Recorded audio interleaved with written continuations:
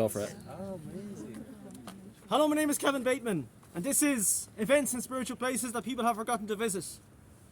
Walk around the island fields in Limerick City. If you could free your heart,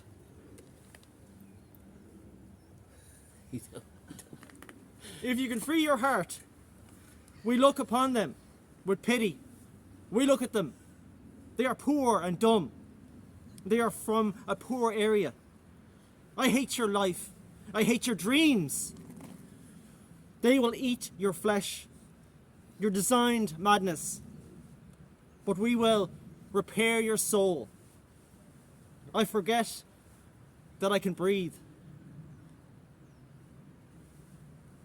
You shall dream before then.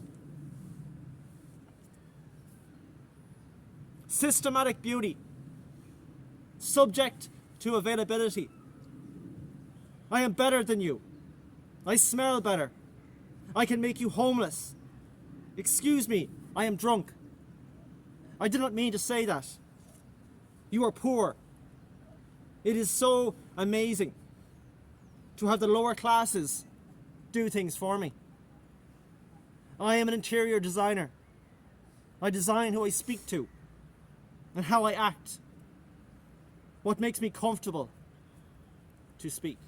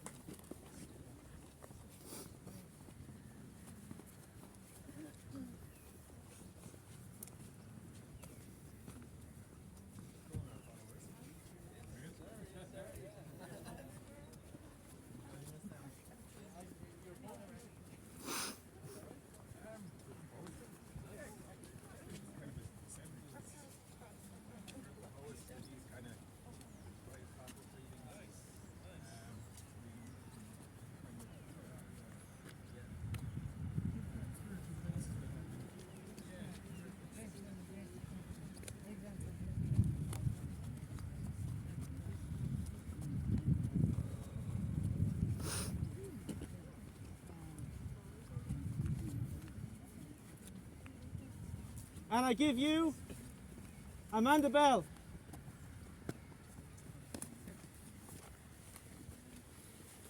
Thank you, Kevin. Lovely to be here with everybody. I'm going to read a poem from my recent collection, Riptide. It's a riverside poem, which feels appropriate. It was written about the River Dodder. Dodder Walk, 31st of October. One of the reasons I want to read it is that two of my close friends who went to Limerick Art College just down the road recently died, and an aunt of mine lived in Villiers Square, so all within a mile of here. Dodder Walk, 31st of October.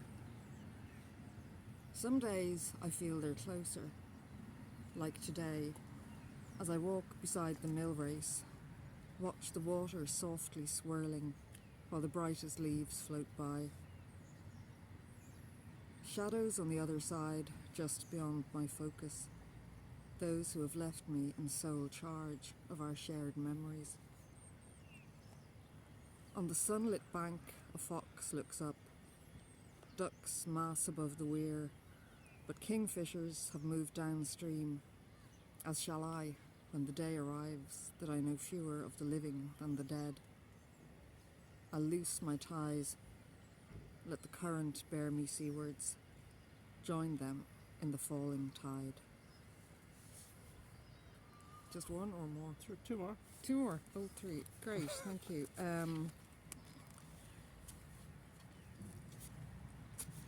Title poem, Riptide.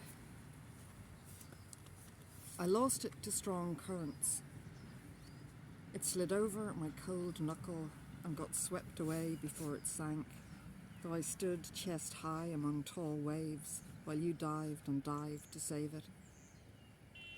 Every glint the sun hit seemed to strike its shape as ebb jets carved the sand from underfoot, till we had to cede it to the tide and leave, quite naked for its lack.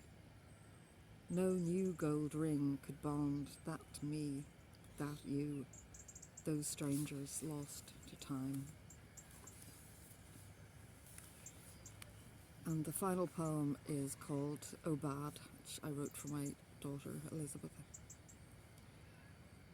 As we drive along the quays at dawn, a clean sun lightly strokes the domes, transforms the city to a hallmark card, all baby pinks and blues, white clouds scudding out to sea as eastbound geese inscribe the sky with their goodbyes.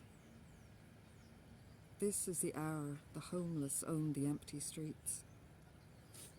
At traffic lights, a bearded icon supplicates, but I drive on, my wallet left at home. I must remember to avoid the tolls on my way back without you. Throat catching on diesel fumes, I watch you disappear into the ship beneath your rucksack carapace. How I envy you this barely broken day. Dublin Bay reflecting nacre. Everything you need in just one bag. Thank you.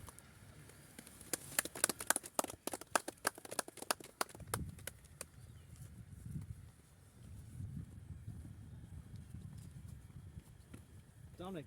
Yes. You wanted to perform somewhere, didn't you? What? You wanted to perform a particular place, didn't you? I do, but it's on the other side. Okay. Yeah. Cool. But I mean, Just give us a shout, like. You're not reading all together, we might split them Oh up. no, yeah, well, just give us a shout, like. Yeah, I'll try and spread it out, like. There's enough poets, like, so. Yeah, it's okay. Yeah. That's right, yeah.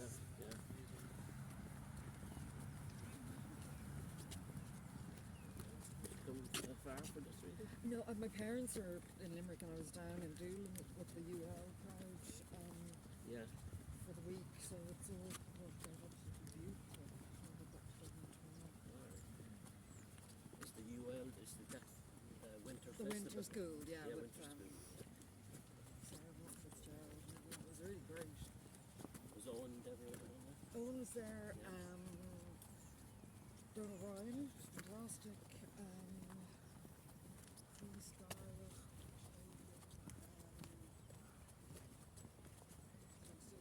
Scarlett, it was so much to take on board all these Yeah, and did they have audiences as well? We did just readings sort of for one another. Yeah. There were two open mic sessions, which was lovely. But mainly it was a lot of stuff writing sessions. And I give you Matt Mooney. Matt Mooney!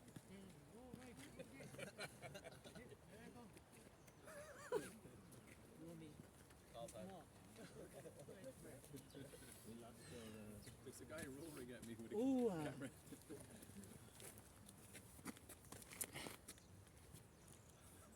Fugitive verses. Out of reach up in her chambers, windows the blue of a starry sky. High up in the castle tower above, she resides these nights and days, absented from my lyrical forays. Probably reclining on her chaise. My muse, no longer mine, I swear, sips nectar from a silver goblet. While I choose to idle by this way, on a winged steed to glance aside, to receive her smile if she appears, whenever the clouds are cumulus, silently instilling me with wonder as I pass on a pure white Pegasus.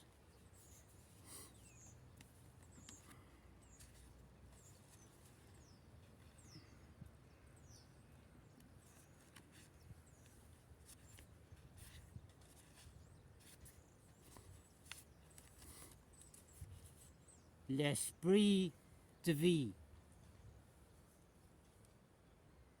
The turf fire burned away our young years, Tommy. Since after sunset you came over the stone mall between our haggards. Up in smoke, up our Santa Claus chimney, the never-dying fire on a wide-open hearth, raked with ashes every night going to bed. And it was late when your yarns were spun. You were a soldier of the States on the run, deserter of your post in Germany at home. You Yankee drawl enthralling us all agog, excited to have our neighbourly adventure bringing us the world beyond our daily lives. As intriguing to us as a parcel from America, opened with wide-eyed wonder on the floor in the west of Ireland in the 1950s. In a photo, you wore a sombrero on a stool with pencil moustache, drooping cigarette, playing your guitar, your esprit de vie to me.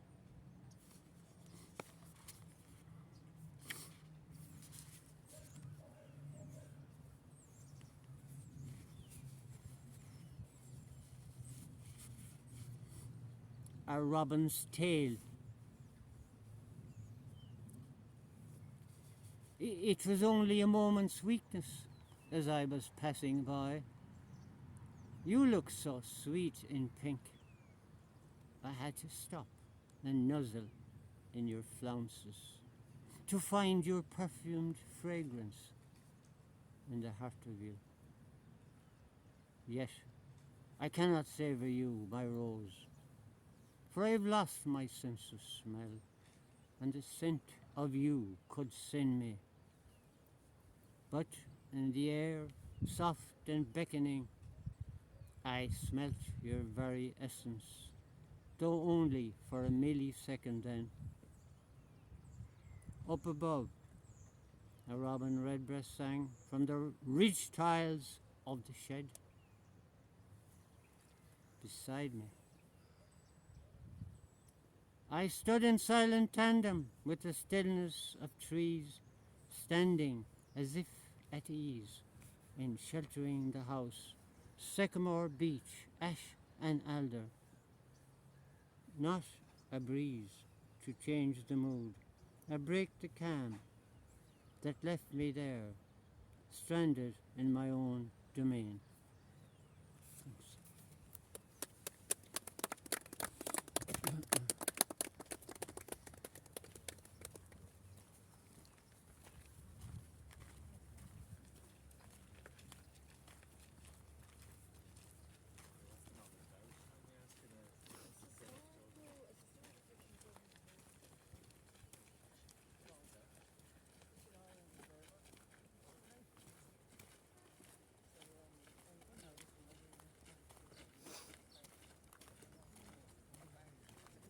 Yeah.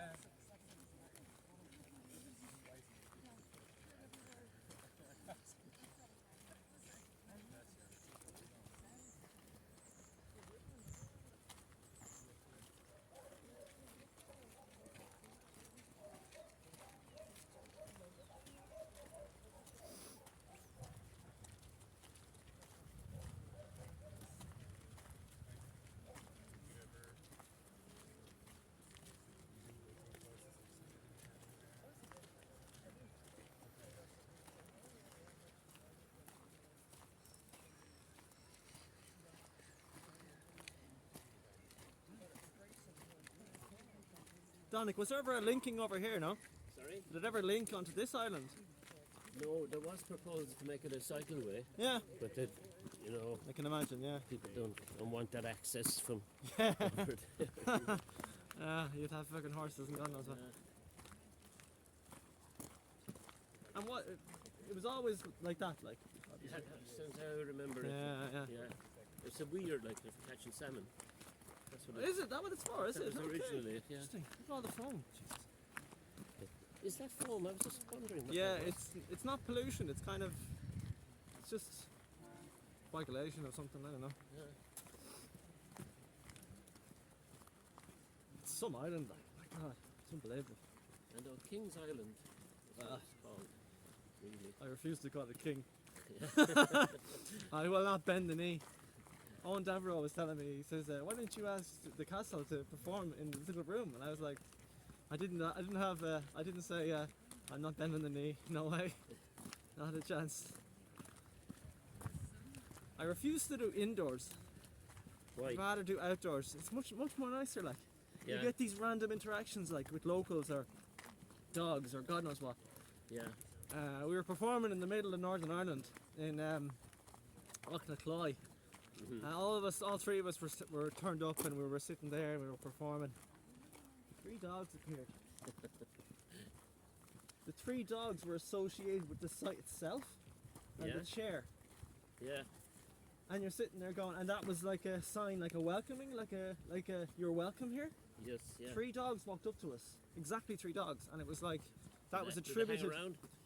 They did actually, yeah. The owners and everything, but like the parks in Northern Ireland are just exquisite, absolutely. Like no rubbish, Yeah.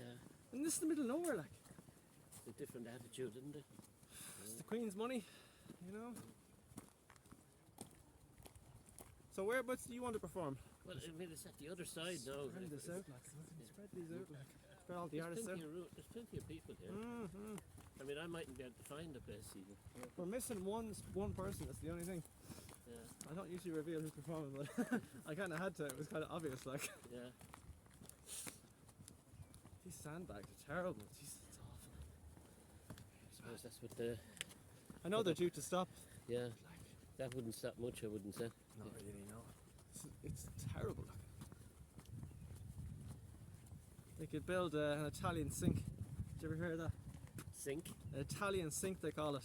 So you no. dig a massive hole in your garden, fill it with giant stones, Yeah.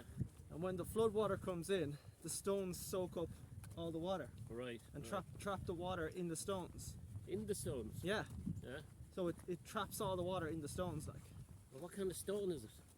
That would That's a good absorb question, water. actually. It's a good question. Not sure. Yeah. I thought it But would that's might the base, act more like a filter. Yeah, it is a filter. Yeah, I'm not sure Yeah. what type of stones now, but yeah, it's called an Italian sink. That's the idea. That's the. Yeah. Sure, I live in Clondalkin, like where I live in Clondalkin is all our fields are flooded completely. All our back gardens are flooded. Like we built an Italian sink and it stopped the water completely. Did it? Yeah, Yeah. completely. Yeah, Mm. How far down did you have to go? Deep, like. not that far. Not that far. Yeah. And it stops all the water. Yeah, all year round. It's great. I think is that near Dunsink? I'm gonna get some of the front here. Would the word be appropriate? Sink.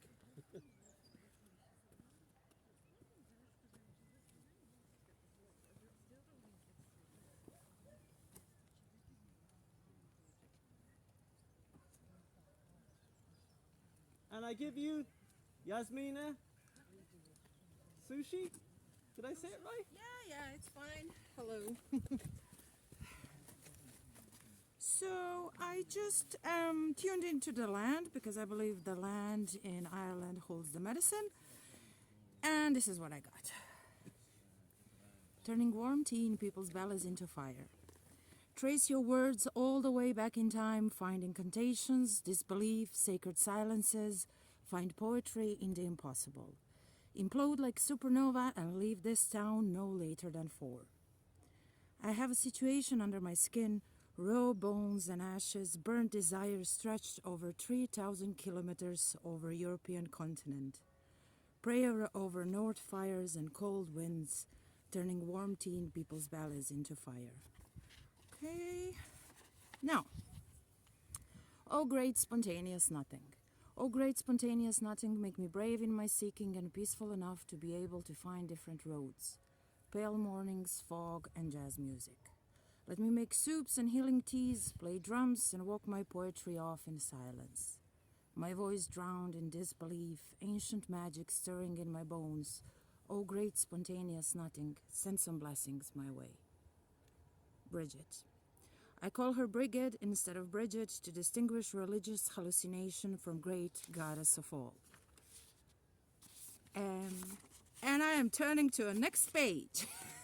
Her hair is a flame of inspiration, her eyes piercing green planets, her holy wells, abundant waters. I celebrate her in all of her sacred shapes and forms. I celebrate her gifts of intuition and writing, blessed by the presence of her wisdom, honored by her sacred flame.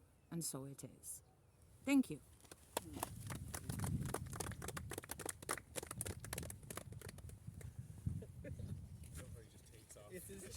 It's his cheeky eye back being like, wish. It's never been a walking tour before. It is true. Yeah. It is a walking tour. It was actually Dominic's fault, to be totally honest. He was inspiration for this. Like, remember the history walking tour of Limerick? Oh, right, yeah. That was interesting, actually. It was very good.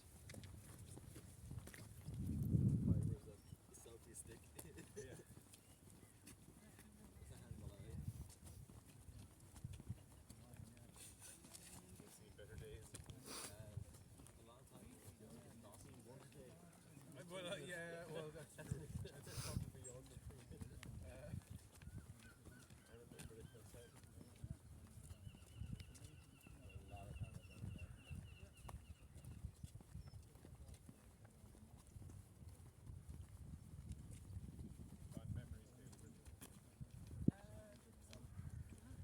Badman. Yeah, it's more it's like, you know, we were at your nan's house, like, yeah. You kind of had to find someone to go.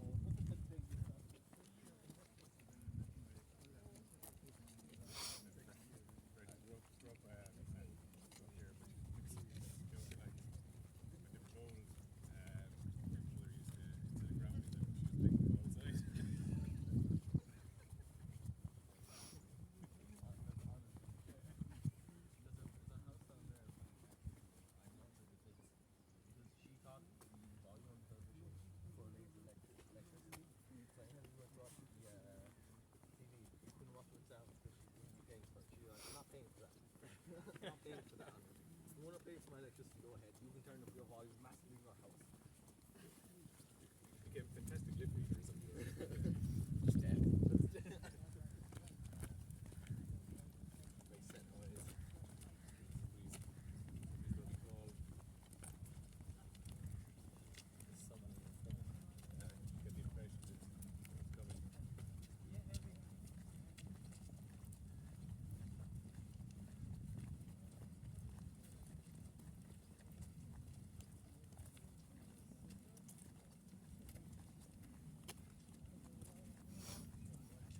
Yeah, I'm getting Matisse in Chicago mostly, yeah, is what I'm getting. Yeah.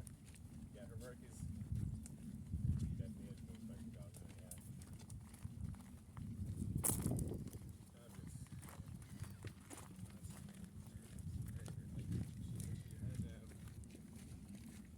Fabulous. She had kind of Saxon used for paintings for this over experience. Collection a few years ago. I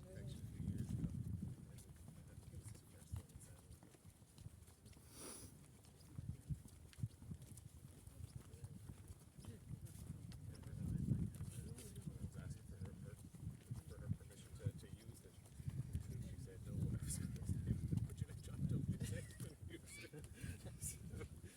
Caleb. No, microphone. Alright. Wish.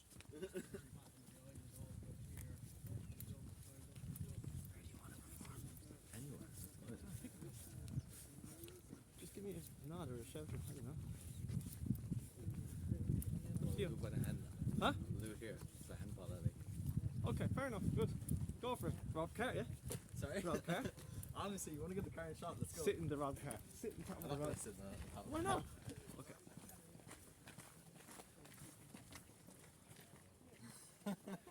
And I give you Caleb Brennan.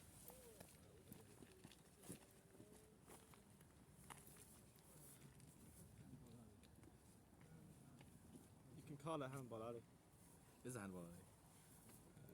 So glad to be invited here, and especially here of all places. This is a kind of a place of my family. My nan is just used to live down the road, and my aunt is still around the corner. So it's really fantastic to be here to do a reading. I don't visit here much, so I'm gonna read this poem called Leo. It was recently published in Draw to Light Press.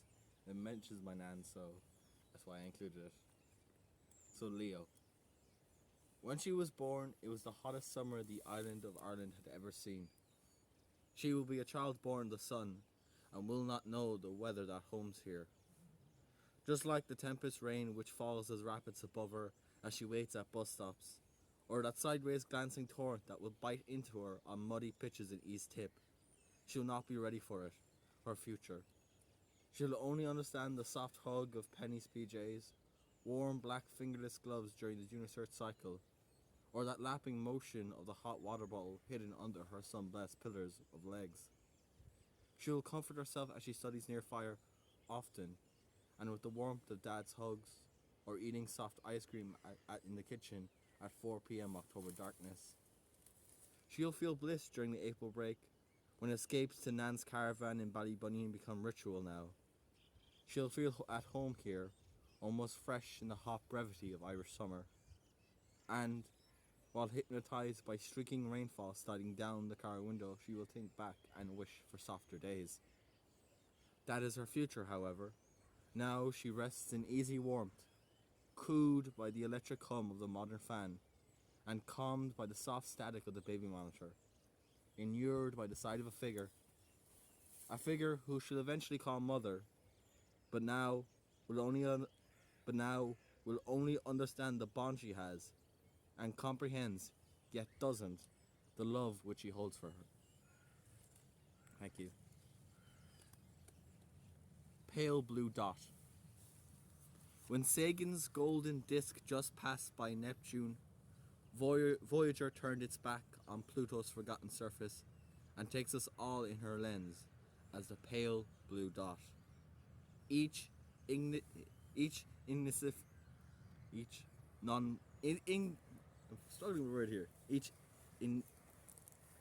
moment of our lives has occurred here, the passing of time, the crushing of mountains, the oceans finally coming in to claim us, as it has been warned.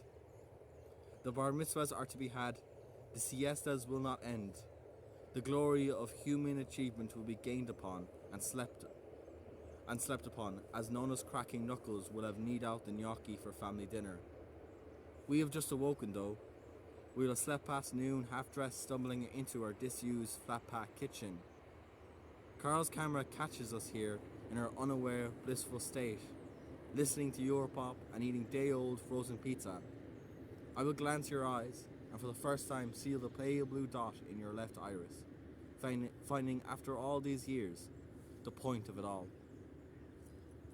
And my last poem, Dull as Plastic. It's odd to live in a home so plastic, where the family sits still at the table, motionless, as if placed there by God himself. Lifting them up, bending their knees to sit, you almost feel him adding one bit of effort to make the mood right. It's so quiet here. The wallpapers have stories. The girl in the play dress smiles and says the words that blanket the world.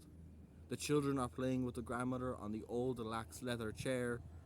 They look very happy, big longing grins all around. Everything is still and fake, and you can smile too, knowing this is exactly what you wanted. Not the reality of 2 weeks ago, when she said she really didn't love you and she was leaving you. No, you are quite happy to stay here, putting on the same navy pinstripe suit and going to the same distinct you places, living as dull as plastic, as routine as clockwork, as expected as sleep at the end of a cold night's work.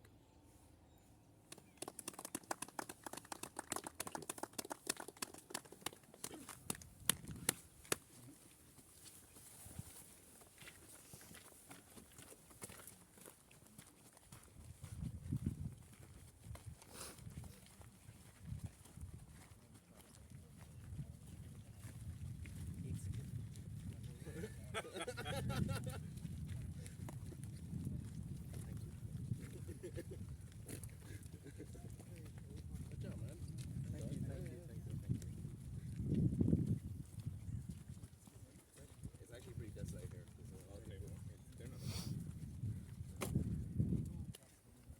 It's also kind of the closest thing now as well.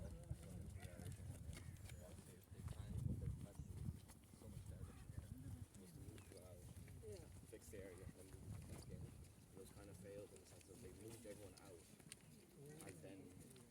didn't really do anything, so these people were just kind of displaced and more than anything else. And then obviously a lot of good people here just moved out anyway, so kind of a lot of these houses would be derelict or just empty.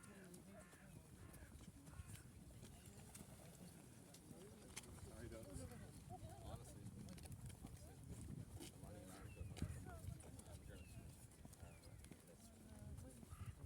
There's more void council houses in Limerick than there is home improvement. Yeah, and yet they're building new housing houses all the time. There's a waiting, the housing list is 2,861, and they process 600, this is in town, they process 600 applications for housing a month, on average, 4 is accepted in a 5-monthly period. What was the average, sorry? 4 is accepted. I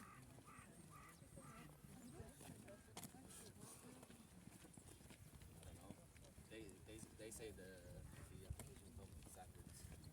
We would find like FOI the council to find out what those standards are.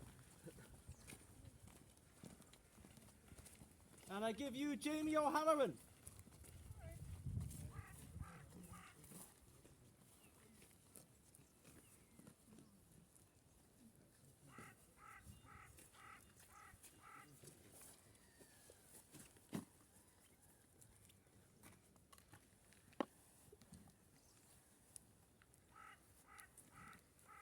Okay, so here by the River Shannon,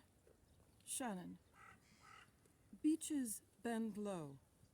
The pleats of their leaves tickle my skin. I continue my ever fall over rain-etched limestone, soothed out of my suffering. I still taste my grandfather's blood, the sea rolling all my ages. Again, I hear salmon's urge, tumble into the well again. And this next poem is number 12 from Connemara, Corona Connemara. We'll surrender that shed to the ivy where robins tend to nest. Last spring, while reclaiming it from a stranglehold of green, we found, deep in a knot of vine, a twig-woven well sheltering a clutch of 5 blue eggs. This was before we learned to leave the growing bee in the spring until the fledgling's done. We'll let the shed alone. The ivy can't tendril through concrete the way it can weave dry stone walls into buckling.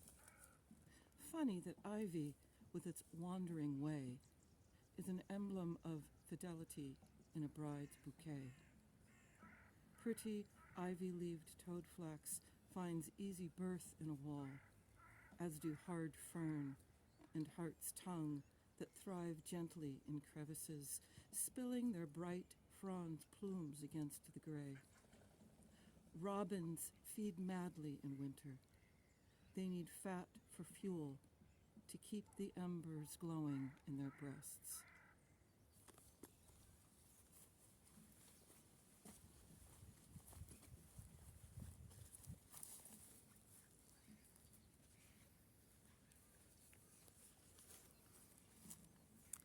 St. Bridget's Eve.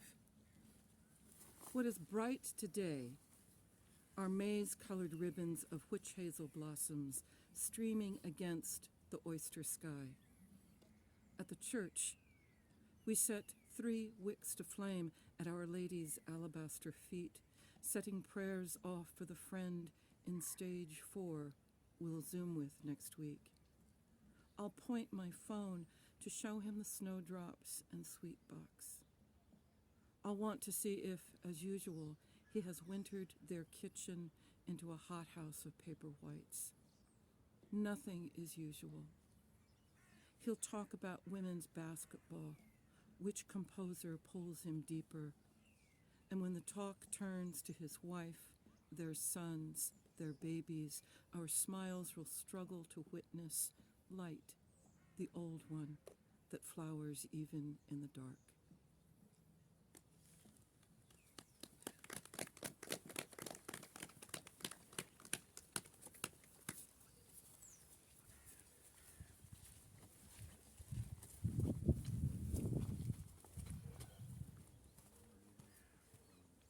You all coming? Are you all scared?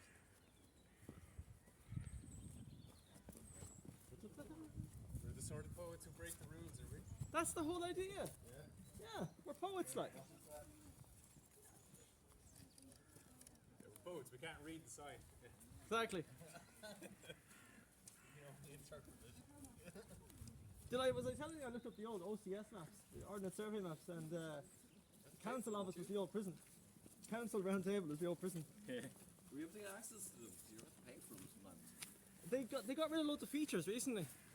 They got rid of the legend on it, which is shit. And Mooney's a legend. got rid of the legend because the legend shows up on the graveyards and stuff.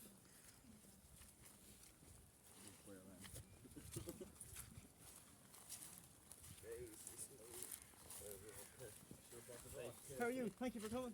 No, thanks for having me. No problem at all. Yeah, great. Everyone who thinks that this were taking place locally. I do mostly pagan sites. Oh, nice. Yeah. Now and again, change it up a bit. I couldn't resist the island, but I did General Gaddafi's hotel years ago in Malta. No way. He owns a hotel in Malta. Okay. He used to show up with 40 Maltese jeeps, Wow. and like the hotel still exists, and you can walk through it. People spend their weekend. People walk their dogs in it, like. Wow. Like literally Malta's a walk very their special dogs, place. and it's like people are. It's still open. Like the hotel is still open. Yeah.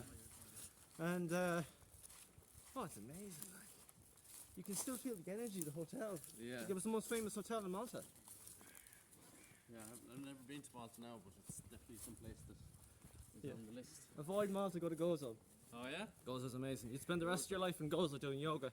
Oh, nice. Yeah. Beautiful. And where are you from? You from the islands? I'm from Corbally out the road. Okay.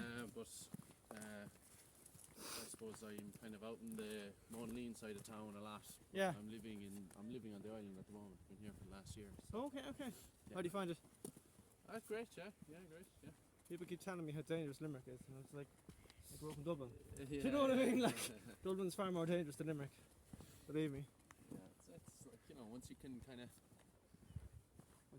the signs, you're grand, you know. Yeah, sure. I've been everywhere. Los Angeles, you name it. And do you do poetry then? Is that your... Only the last 9 years I'm doing poetry. Nice. Yeah, it's grand. Published a fair few times, but nothing serious, like, you know, Yeah. no books or anything like. But How does one go about, if someone writes poetry, how does one go about, getting Caleb, it out there? or- Caleb back there, he runs a poetry magazine in Limerick called Stanzas. Okay, So it used to have like a small magazine yeah. once a year, and you could submit to that, like, Oh, yeah. probably your best start, and Yeah. take it from there, like. But what was it? My girlfriend was saying, she told me to write down all my, she told me to write down all my, what was it? Write down all your questions, write down everything, your feelings, all this Yeah, crap. And yeah, I was yeah. like, me bollocks, like, you know. And so I wrote it all down and printed it out, and look at this, amazing. And I wrote it all down and printed it out, and she read it and I'd looked through it, and of course I edited it and all that, like, you know. And she said, "My God, it's all questions. Every single line was a Yeah. question." And then I was reading one of my first poems. But this was 9 years ago when you yeah, started? yeah. I had no education in poetry, like, at all. Didn't know what the fuck it was, you know. And 40 pages of questions, and I edited it down and best I could, and made them all into poems. And Nice. someone said, "You're a surrealist." And I was like, "What the fuck is that?" Yeah. I don't know what a surrealist is. What is a surrealist? It's just someone that goes against everything. Kinda, Yeah, do you know what I mean? Like, says it as it is, kind of thing. Obscure and Well, the world we live in is very, exactly. it's very different. But a lot of poetry is very structured and very, very structured. And it, like Irish poetry, I would think, very controlled, very. It's not talked about stuff. Do you know what I mean? Like the island's not talked about. There's a lot of stuff that needs to be Yeah, talked yeah, about. Like, yeah. and I feel if you talk about it, then at least you purge it a little bit. Like, do you know what I mean? Oh, for sure, yeah. Someone listening to it is is understanding, and you're helping them in whatever Well, way. there is a, and well, there was, and I'd imagine there still is, a great fear around Irish poetry because, Oh, we're the best poets in the world, like. yeah, and there's an incredible power to it. Yeah. Yeah. Okay. Yeah, I think that's where my photograph was taken. Okay. Do you want to sit up on the log? Can you jump? I'll sit up with it. Sit over there on the log. Huh? Sit on the log if you want. Over there. Don't die. Down here. The very end. Yeah, can I sit with the front? Yeah. Oh, yeah, there you go. I don't think you're going to get up there, but I No, I want to sit on it. Stand next to I'll stand by it. Maybe you could take in some Yeah. of that.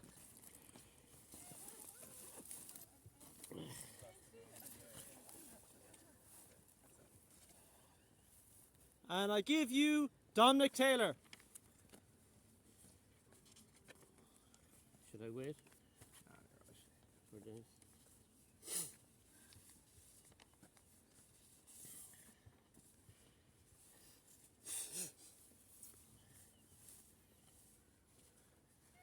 Right, thanks very much, Kevin.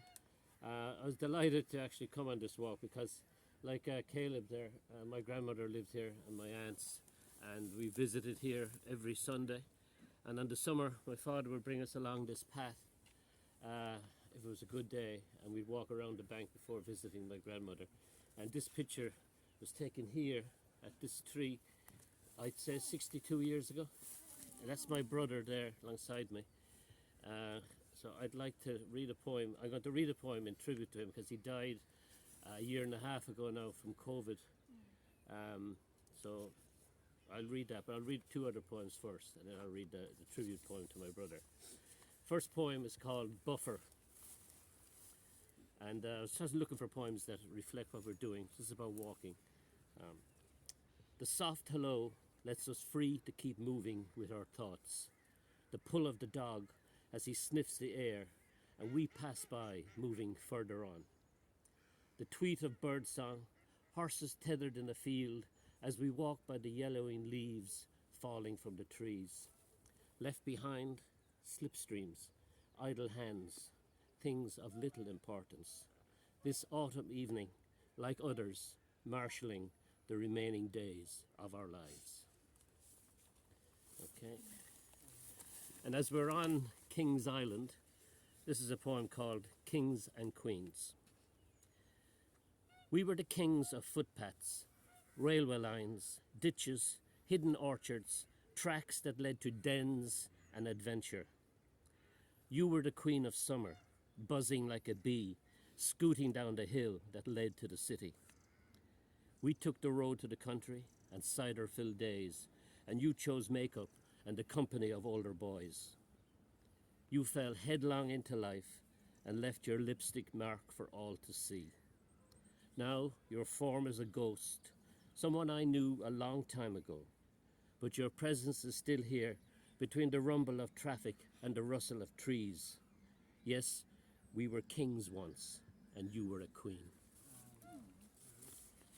And this is the poem from my brother. It's called Rearguard Action for my brother Joe.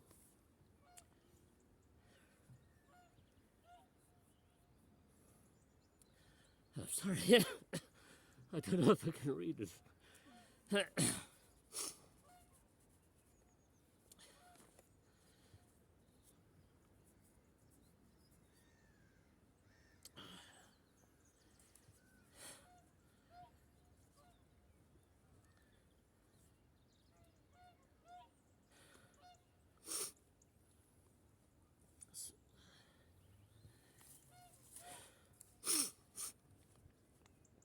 You always came home with the most unusual things. A Balupa's bow, a German Luger, handheld air guns, and various types of knives. Cowboys and Indians was your favourite game. A hurley, a substitute for a rifle, fighting many a battle in the gardens of Rathban before Mass on Sunday mornings.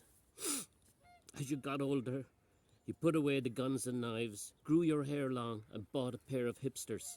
Started playing outside the Wimpy Bar and the Beat Club on Post Office Lane. You even swapped your beloved Beluba's bow for a guitar, and your knives became paintbrushes, leaving us behind to fight the rear guard action. Thank you very much.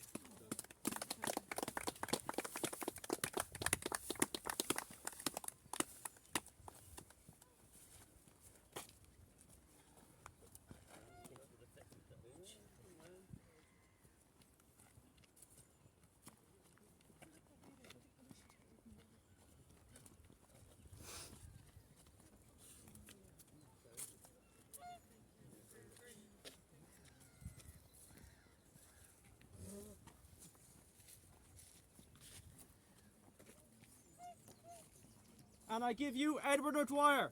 Do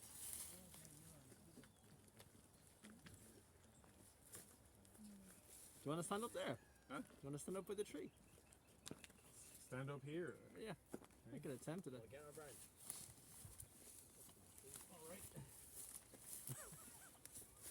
all right? Yeah, correct.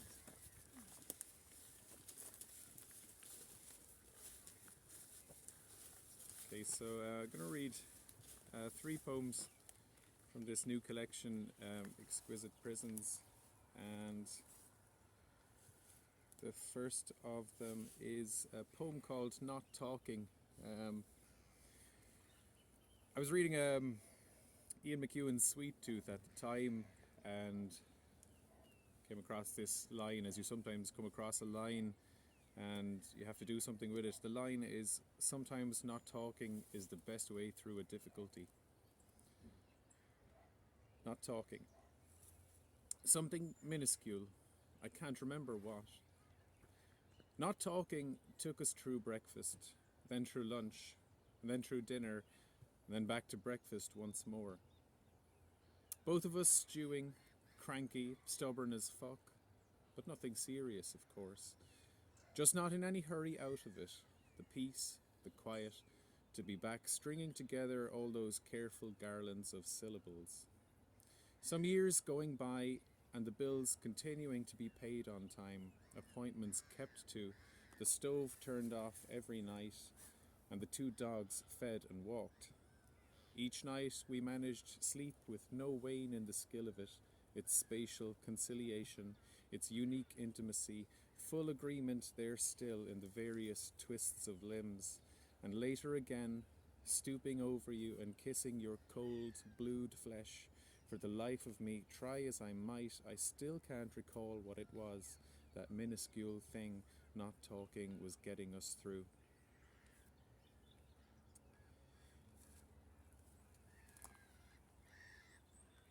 So I'm going to move away from death to death. This poem is the matter of a dedicated gardener's death.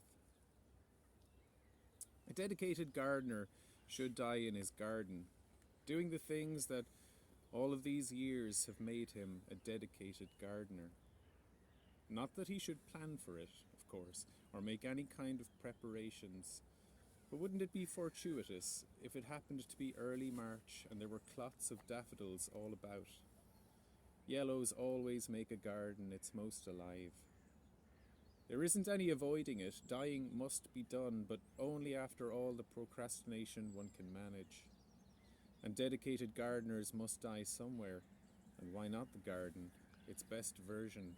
The garden that's decided that's enough of winter, enough of colourlessness and bare tree limbs. The garden that's in a happy state of resurrection, floral faces pushing up through soft earth. Imagine him now, the sky Kandinsky blue as he abruptly drops a watering can or clippers and clutches his heart and then keels over. Don't turn away. Look at him, sprawled out there, sunlight settling on his face and arms. It's okay. Allow it. And feel glad for him. It's not the least bit inappropriate.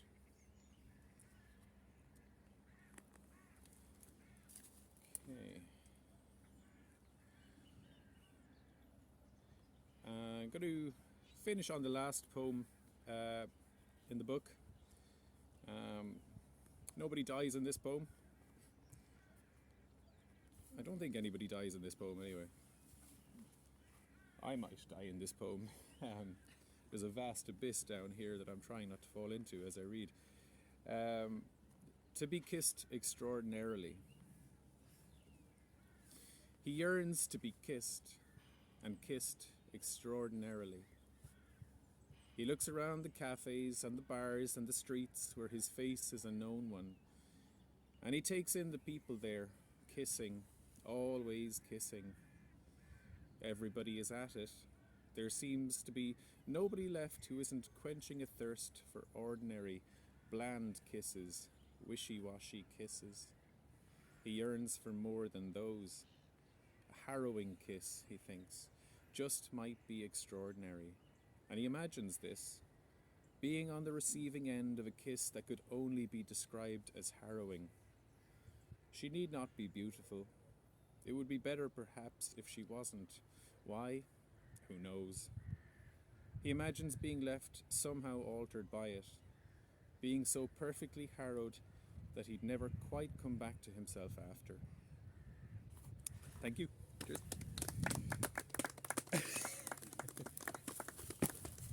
Thank you, Kevin. I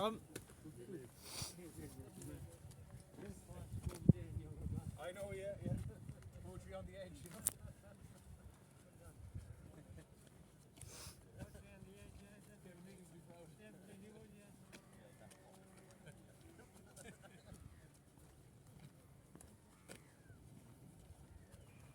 Caleb, what's the blue pole for? The blue pole. The blue pole, what's that for? I have a notion. Alright. It's just a blue pole.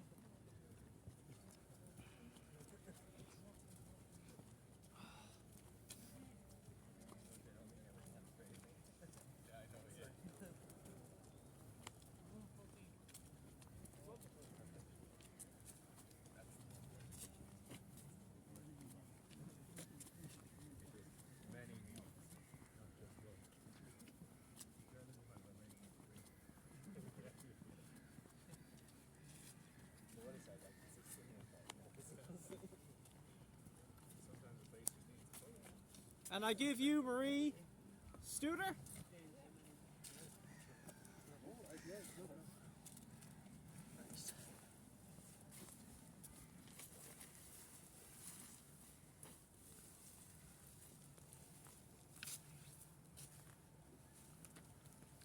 Declaration. Back and forth, waist through shoulders, feet firm, knuckles like a hill chain. She rolls speckled stone on stone as kernels succumb to white flower, rhythm of her morning mantra. I will not stand by as they syllable up sweet talk with their 30 pieces of silver. Look at your corrugated roof, they say, and think of your children. I will not stand by as they covet my giving acre of plantains, white corn and beans, and target neighbours to get me out. I will not stand by as excavators growl and the mother lode is filched from cavernous pits, their tailings poisoning our water. I will not stand by as they drill for veins of gold dust and unearth the bones of my people from their final resting place. Around the table, children chatter and nudge, shrinking the stank of tortillas. And all the while, she hugs the mother cup to the rhythm of her thought for today. I am provider, defender, and memory keeper.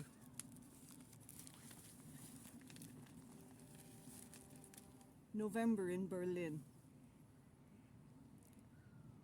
Silent since reading letters and diaries in the Underground Museum. We approach Babelplatz to a biting east breeze. We observe the quadrangle, library, cathedral, opera house, and palace. Look around for the purpose of our journey. Join others looking down at paving. The symmetry disturbed by a glass plate, sealed and toughened to shield a room of empty white shelves. Flickers of cloud reflect wisps of grey, as if to greet those charred life stories, those dewy branded spines. Heine's words etched on bronze slabs. Where they burn books, they will in the end burn people too. We hold hands, no word exchanged. Leave the polished square.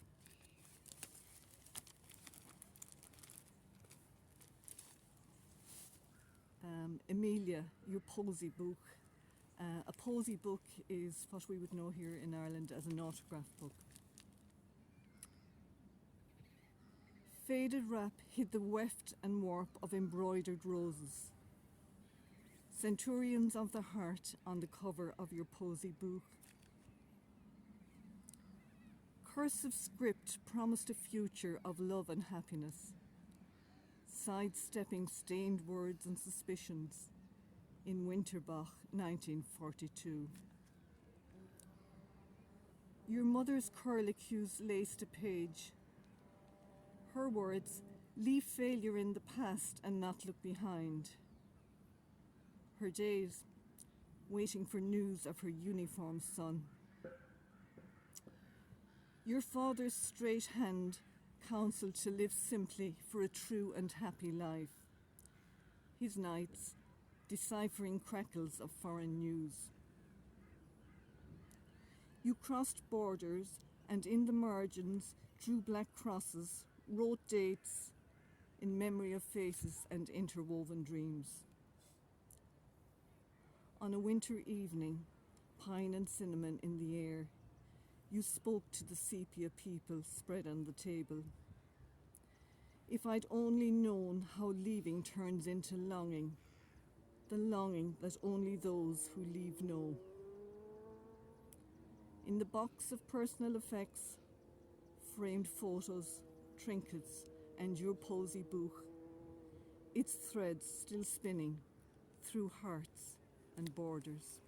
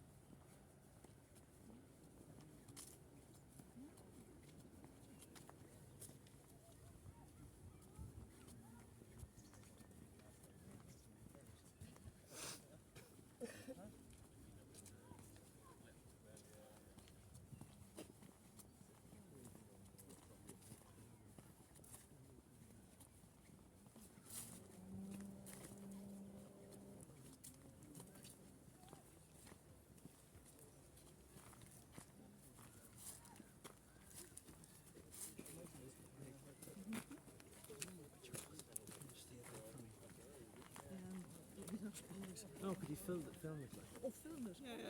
Yeah. At the very end, I'll kind of. Yeah.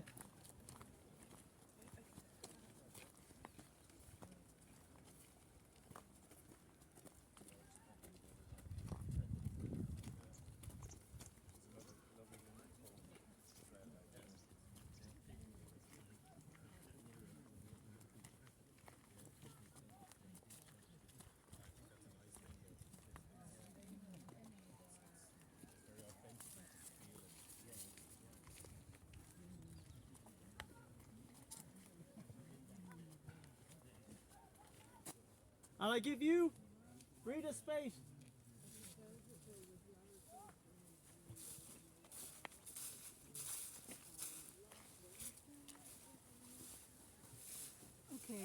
To start anyway, I'm going to say thank you to Kevin Bateman for bringing us all together here today. When I was thinking about what poems I would put together, I decided that I would start with a pandemic poem, primarily because the last time that I was at one of these gatherings, we were all wearing our face masks and being socially distant, and a new word had come into our vocabulary, Omicron. So I thought I'd start by sitting with that moment for a while. The title of the poem is We'll Always Have Paris. All evening we strolled through the Christmas streets of Paris, lined with bistros and elegantly dressed mannequins in shop windows. Our arms linked like loops in a chain. A lifetime since we walked side by side on a night street. We ate onion soup, its aftertaste of cognac. Horse chestnut trees on the Champs-Élysées were draped in white lights as though veined with spring. Later, we're surprised to find ourselves here again. Your thighs, my arched back, the loyalty of the body, the scar along the length of your breastbone, neat as a zip that keeps your heart safe. A scene of pure calm, luminous as pearly light after a storm. Now we sit across from each other in an ICU waiting room. I examine the blue disposable gloves on my hands, while you glare at a point above my head. Sip vending machine coffee from a paper cup. Grey tubes trail from our daughter's mouth as she lies on her front, arms by her sides and palms facing up. We come and go, the streets deserted as though the world has abandoned us. Crows strut around empty litter bins. Our bodies prop each other as we nod off towards dawn. We wash stale sleep from our mouths with bottled water before meeting the consultant. Masks, face shields, the distance.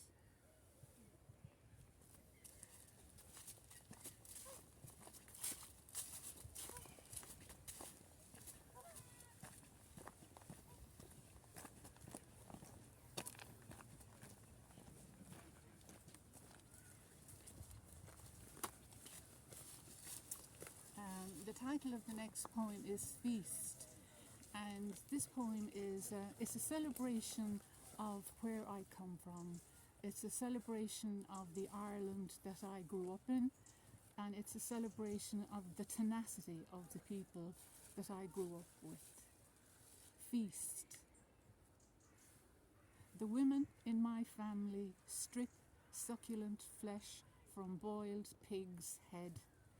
Savour the crunchy, salty ears at the outset, its eyes fastened like wounds above the long line of its snout mouth jellified in a smirk. Their knives delve into the secrets of cheeks. Their molars rend tenderized muscle fibre, marbling the cherry red meat. They turn the skull over on the platter, a pride with prey. The sanctity of their feast flouts the laws of heaven and hell, every golden grain swallowed into bodies where bones and tendons strum in January frosts, backs bowed as they lope across stony fields against rain. Mid-calf Wellington scald at the hemline of Sunday bests. The light from their kitchen windows deep down in the valley, speaks in a small, sure voice to the far-off road. Out of the quiet, only the purr of scraped plates, and out of the indigo dark, a map of people not yet done. The title of the final poem that I'm going to read is The Lighthouse. And one of the things that my husband and myself have always enjoyed doing is heading off to the coast when there's a storm. Now, not a status red storm, you know, high tides and high winds, and we still do that. The lighthouse. Like trance, we slug whiskey-laced coffee from black travel mugs slouched in the camper van. It's an October night in a seaside town, and we're waiting for the storm. Sea spray stipples the windscreen like a frayed veil. Amber streetlights stud the promenade. Arm and hunched into the wind, a young couple pass, heads nuzzling like horses. My new debit card arrived today, the expiry date like the title of a sci-fi film. The beam from looped lighthouse pirouettes, the shape of our bodies in the duvet from an hour ago. How tenuous it all is, neither of us fully born, yet to share the last kiss, the ache we flee, all the decades of our lives. Thank you.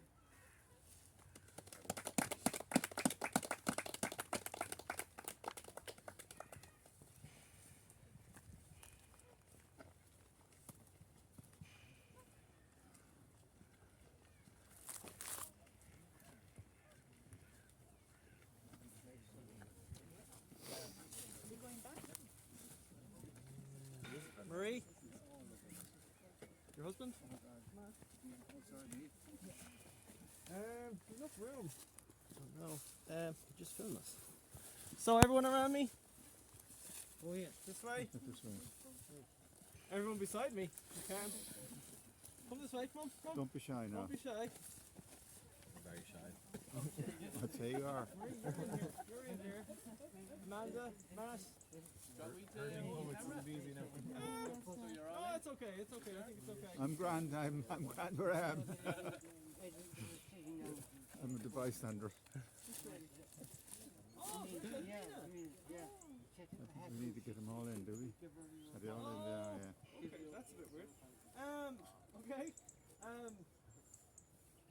Can we just kind of bring a line in here?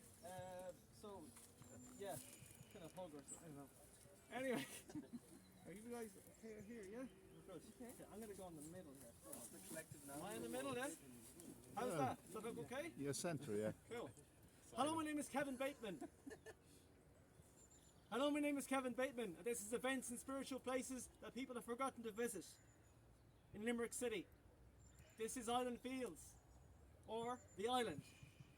This is walk around the island fields. Now you all have to bow, you know that? Okay, just to let you all know. No, not yet, not yet. Not yet. I give you Matt Mooney. No. Whoever I call, that's the bow like. So, Edward O Dwyer. Caleb Brennan. Breda Spaight. Jamie O Halloran. Amanda Bell. Dominic Taylor. That's everyone, isn't it? Marie Studer. Caleb Brennan. Do I have everyone? Yes. No, Jasmina's not here. She had to get a bus, so she didn't get to bow. So we'll all bow for her. Thank you all very much. Thank you. We're just going to take a one group photo.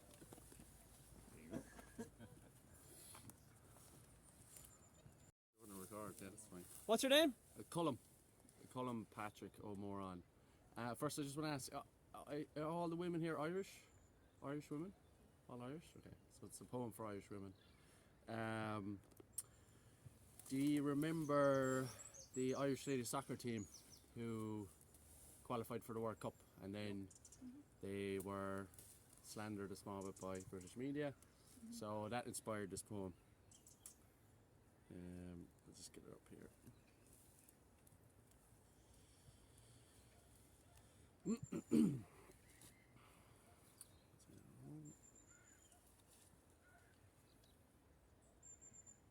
Okay, here we go. A message to our women from an Irish man asking to be forgiven. We have let you down. We have let your spirit drown.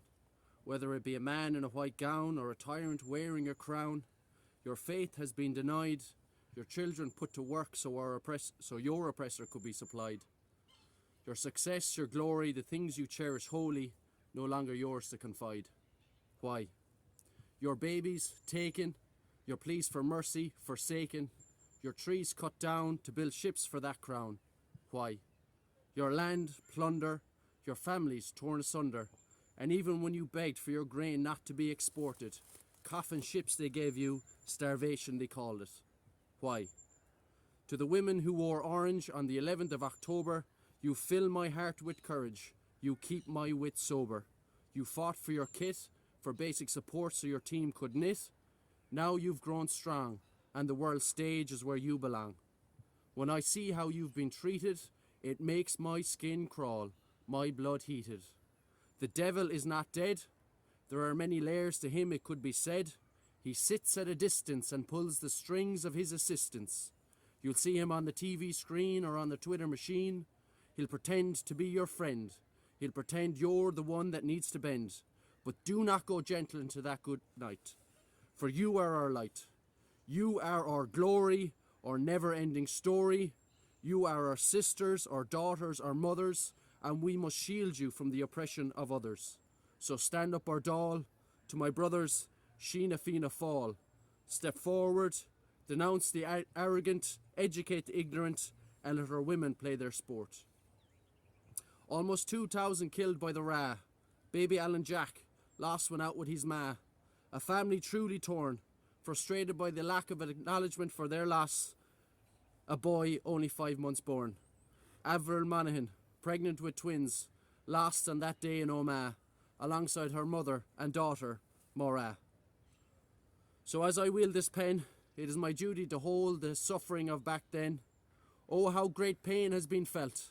This beautiful land and its people, a raw deal has been dealt. At the devil's hand our soul carved, an entire nation starved, millions forced to leave, or women too hungry to conceive. This great evil, it is part of our history. This great trauma, it is part of our story. Those that fought in the IRA were ones whose pain bubbled in their DNA. 2 million gone, right or wrong, how about to sing a song? A song that speaks of the history of where you belong. A song that might make you face what you've known all along. When the devil knocks on your door, when he sneaks up on you in a moment you should adore, know that he wants to get under your skin, but you as an Irish woman, you only let love in. To the great people of Éire, I don't mean to scare you, but can't we just give up this great farce, protect our women, from whom all our great gifts have been given, and send the devil home on his arse? So here we go again. We're on the road again. We're on the road and we have a choice of what to do with our voice. They can take our land, our language, our liberty too. They can cave the whole world in on you. But remember, your strength resides in your heart. The path there is paved in forgiveness for oneself, a place where you and love will never be apart. This is your choice. Come meet me there, and we shall rejoice. I gno I gohol machri, an imbas for us ni, an gui. And what's your name? Colum. And you to bow. Thank you.